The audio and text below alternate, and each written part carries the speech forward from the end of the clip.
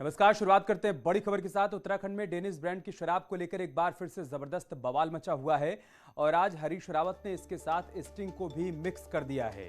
साथ ही बीजेपी पर इसे लेकर जबरदस्त हमला बोला है। हरीश रावत ने सोशल मीडिया पर कवितानुमा पोस्ट के जरिए तंज कसते हुए बीजेपी पर सवाल उठाए हैं। रावत ने वर्तमान मुख्यमंत्री से लेकर पूर्व मुख्यमंत्री तक पर हमला किया है और कहा है कि कर्मकार बोर्ड के घोटाले से ये शर्मसार नहीं होते। हरीश रावत ने बीजेपी को चैलेंज देते हुए कहा कि एक बार स्टिंग की लड़ाई हो जाए और देहरादून के रेंजर्स ग्राउंड में दोनों स्टिंग दिखाए जाएं, जिससे साफ हो जाएगा कि गलत कौन है, सही कौन है। इतना ही नहीं, हरीश रावत ने लिखा कि उन्हें कोई ताजमहल बेचने आया था मगर उन्होंने उसे ही अमेरिकी बैंक बेच दिया।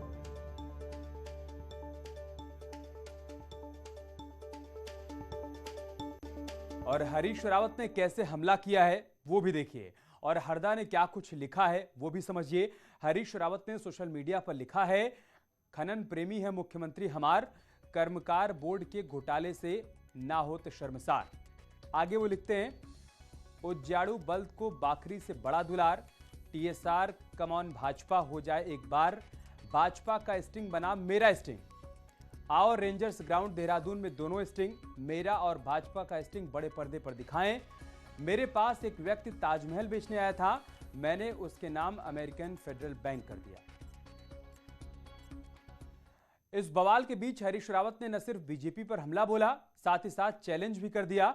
हरीश रावत ने डेनिस के बहाने स्टिंग को लेकर एक बार तीखा हमला किया और कहा कि डेनिस और स्टिंग कुछ नहीं है और यह सिर्फ बीजेपी का प्रोपेगेंडा है, बीजेपी झूठ फैलाती है।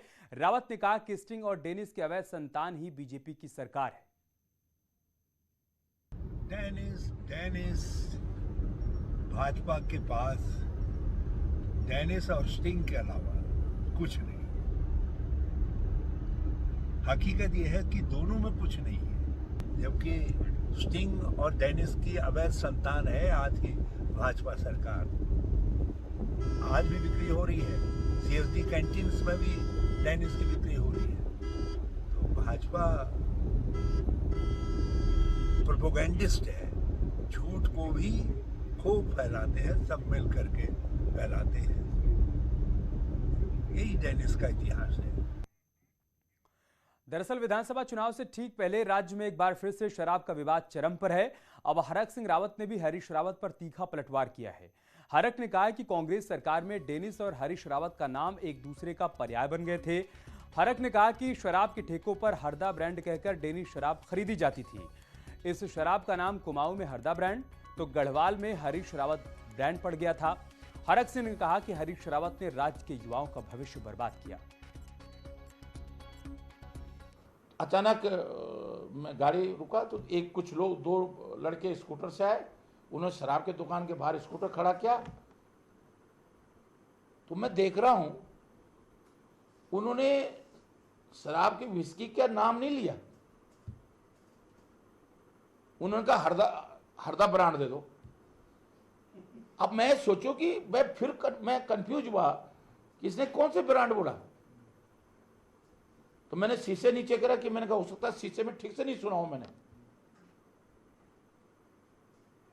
और आप ताजुब करोगे, उसने हरदा ब्रांड का और शराब के जो सेलर था उसने एक डेनिस बोतल निकाल के दे दी। मैंने कहा हरदा ब्रांड क्या, कौन सा, क्या हरदा ब्रांड क्यों कह रहे हो इसको? कि साहब वो हरीश रावत जी मुख्यमंत्री के, क्योंकि यही शराब चल रही है यहाँ, इसलिए इस नाम का कुमाऊं में इसको हरदा ब्रांड कहते हैं और गढ़वाल में हरीश ब्रांड कहते हैं। इधर कैबिनेट मंत्री अरविंद पांडे का कहना है कि बीजेपी छोड़कर कांग्रेस में गए यशपाल आर्य को जनता कभी माफ नहीं करेगी। अरविंद पांडे ने कहा कि व्यक्ति कोई बड़ा नहीं होता, संगठन उसे बड़ा बनाता है और जो अपने स्वार्थ के लिए संगठन पर धब्बा लगाता है, ऐसे व्यक्ति को जनता कभी माफ नहीं करती है। आपको बता दें कि यशपाल आर्य और अरविंद पांडे एक ही जिले ऊधम सिंह नगर से आते हैं।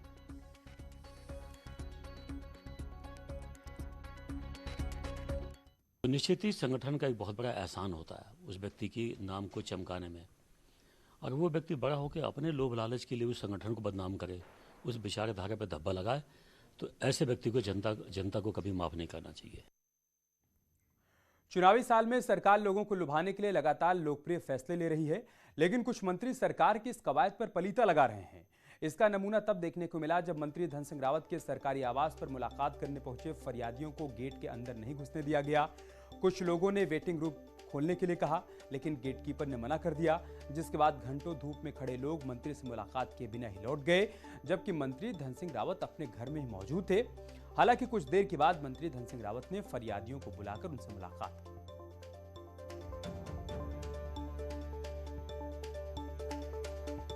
मेरी बात मानो नहीं आप? जनता की परेशानी अगर मंत्री नहीं समझेगा तो फिर कौन समझेगा? क्या कह रहा हूँ, मेरी ना तो मैं अपनी मर्जी से खोल सकता ना मैं बंद कर सकता। प्लीज मेरी बात भी तो समझो आप। अब फिर कहें कि आप बहस कर रहे हो, है नहीं? पद तो क्षणिक होते हैं। रेडी हम 9 बजे से वेट कर रहे हैं, देखो 11:15 हो चुके हैं। बंद कर दिया, कोई रिस्पॉन्स नहीं है, बैठने के लिए कोई एरिया नहीं है, वेटिंग एरिया नहीं है। मंत्री जी घर में अंदर है। मंत्री जी अंदर है। मुख्यमंत्री पुष्कर सिंह धामी ने गुवाहाटी में अपने कर्तव्यों का निर्वहन करते हुए शहीद हुए रुड़की के लाल सोनित कुमार सैनी के घर पर जाकर पार्थिव शरीर पर पुष्प चक्र अर्पित कर श्रद्धांजलि दी। मुख्यमंत्री ने दिवंगत आत्मा की शांति व शोक संतप्त परिजनों को धैर्य प्रदान करने की ईश्वर से कामना की। मुख्यमंत्री ने कहा कि शहीद के परिजनों को राज्य सरकार द्वारा हर संभव मदद दी जाएगी। कैबिनेट मंत्री स्वामी यतीश्वरानंद, विधायक प्रदीप बत्रा और सुरेश राठौर ने भी शहीद जवान सोमित कुमार सैनी के पार्थिव शरीर पर पुष्प चक्र अर्पित कर श्रद्धांजलि दी।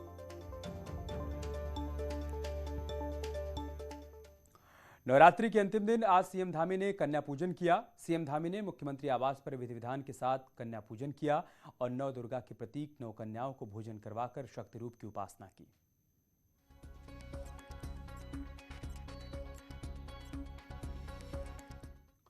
उधर हरिद्वार के दिव्य योग मंदिर में रामनवमी के मौके पर स्वामी रामदेव और आचार्य बालकृष्ण ने कन्या पूजन किया और 9 दिनों तक चले वैदिक अनुष्ठान के समापन पर विधि विधान से यज्ञ और कन्या पूजन किया।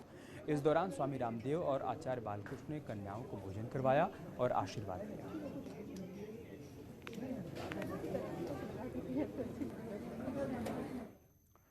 उत्तराखंड के दोनों मंडलों को जोड़ने वाली सड़कों को प्राथमिकता के आधार पर बनाया जाएगा। कुमाऊं मंडल से सटे पौड़ी के बीरों खाल पहुंचे कैबिनेट मंत्री सतपाल महाराज ने आज सिद्धपीठ महाकाली के नवनिर्मित मंदिर का उद्घाटन कर मूर्ति स्थापना में हिस्सा लिया। इस दौरान उन्होंने कहा कि गढ़वाल मंडल और कुमाऊं मंडल के बीरों खाल इलाकों को विकसित किया जाएगा, जिससे दोनों मंडलों में कनेक्टिविटी को बढ़ाया जा सके। मैं ये बताना चाहूँगा कि गढ़वाल और कुमाऊं को जोड़ने वाली जो सड़कें हैं उनको प्राथमिकता के आधार पर हम करने जा रहे हैं, ताकि हमारे गढ़वाल और कुमाऊं की कनेक्टिविटी जो है वो साकार हो। राज्य की जेलों में बंद कैदी भी सुरक्षित नहीं है। जेलों में कैदियों को ढाल बनाकर कुख्यात अपराधी अब कैदियों के परिजनों से फिरौती की मांग कर रहे हैं, जिससे जेल प्रशासन कटघरे में आ गया है।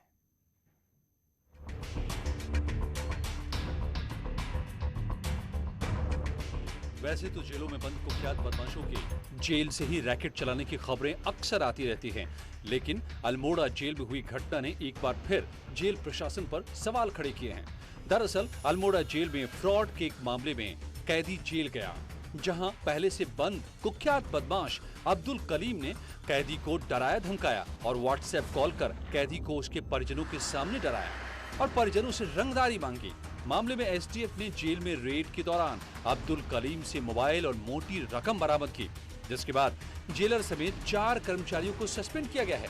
हालांकि ऐसा ही एक मामला हरिद्वार जेल में भी आया था।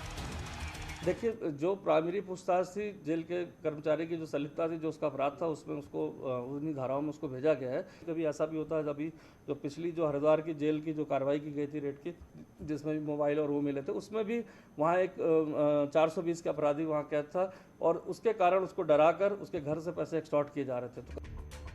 वहीं जेलों में सुरक्षा संबंधी व्यवस्थाओं को बढ़ाने के लिए भी आदेश जारी किए गए हैं। साथ ही सभी जेलों में सीसीटीवी लगाने के आदेश भी दिए गए हैं। मॉनिटरिंग हो रही है। अभी हमारे पास 3 जेलों में फुल्ली इक्विप्ड कैमरे हैं। धीरे धीरे शासन से जैसे जैसे पैसा रिलीज़ होता है और सैंक्शन होता है, हम सीसीटीवी लगवाते हैं। तो अभी सारी जेलों में हमारे सीसीटीवी नहीं लगे हैं। जैसे लगेंगे निश्चित हमारी जो विजिलेंस है बढ़ जाएगी। प्रदेश की जेलों में बेफिक्र होकर जब कुख्यात बदमाश जेल से ही अपना धंधा चलाएंगे तो जेल प्रशासन पर सवाल उठेंगे ही कि इन्हें जेल में ऐसी सुविधा आखिर कैसे मिल रही है। न्यूज़ 18 के लिए देहरादून से सत्येंद्र बर्तवाल की रिपोर्ट। और एक बड़ी खबर हरिद्वार से, जहां पर तैनात आबकारी विभाग के अधिकारी मनमानी पर आमादा हैं। लक्सर के आबकारी इंस्पेक्टर का घूस लेते हुए वीडियो वायरल होने के बाद जब एसडीएम लक्सर आबकारी निरीक्षक के ऑफिस में जांच करने के लिए पहुंचे, तब आबकारी इंस्पेक्टर शिव प्रसाद व्यास ने जांच में सहयोग नहीं किया और वायरल वीडियो के बारे में बात करने से साफ इनकार कर दिया। इतना ही नहीं, उन्होंने एसडीएम को उनके कार्यालय की जांच के लिए अनाधिकृत बताया। लक्सर एसडीएम वैभव गुप्ता का कहना है कि पूरे मामले की जानकारी जिलाधिकारी को दे दी गई है। आपको बता दें कि आबकारी इंस्पेक्टर शिव प्रसाद व्यास का एक वीडियो सोशल मीडिया पर वायरल हो रहा है, जिसमें वो होटल के कमरे में एक व्यक्ति से पैसे लेते हुए नजर आ रहे हैं। पूरे मामले पर जिला आबकारी अधिकारी भी चुप्पी साधे हुए हैं।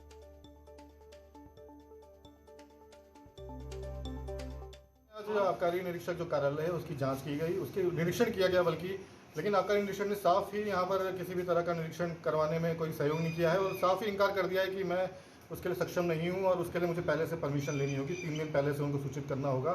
साथ ही उन्होंने कोई भी अभिलेख दिखाने से भी इनकार कर दिया। ये भी कहा है कि अटेंडेंस इत्यादि लगाने का भी कोई प्रावधान नहीं है और ना ही उनके पास कोई मूवमेंट रजिस्टर है और ना ही कोई अभिलेख दे रहे हैं। उनका कहना है कि आबकारी अधिनियमों के तहत इसका कोई भी प्रावधान नहीं है और वो मुझे कोई भी प्रकार।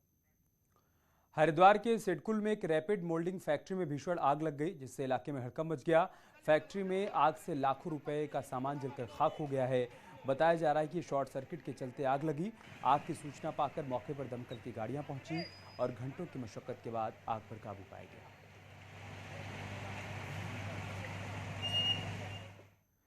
गढ़वाल केंद्रीय विश्वविद्यालय के चौरास कैंपस स्थित स्टोर में उस वक्त हड़कंप मच गया जब अचानक से अंदर से धुआं निकलने लगा। टीन शेड में बने स्टोर के अंदर लगी आग को देखते ही बड़ी मुश्किल से यहां पर हड़कंप जो मची थी, हालात को काबू में पाया गया। इसके बाद फायर ब्रिगेड को मौके पर बुलाया गया। हालांकि तब तक अंदर रखा सारा सामान जलकर खाक हो चुका था। इसको पैर से दबा दो, पैर से दबा। केदारनाथ धाम में जहां लाखों तीर्थयात्री बाबा केदार के दर्शनों के लिए पहुंचते हैं, वहीं हजारों की संख्या में साधु और नागा बाबा भी पूरी यात्रा काल में यहां पहुंचकर केदारनाथ धाम में रहते हैं। लेकिन इन साधुओं के रहने के लिए कोई स्थायी व्यवस्था अभी धाम में बनाई नहीं गई है।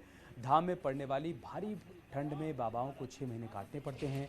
ऐसे में अब बाबाओं ने किसी स्थायी ठिकाने और कुटिया बनाने की मांग की। और चलिए, इसके साथ इस बुलेटिन में इतना ही। खबरें जारी हैं, आप बने हमारे साथ। नमस्कार।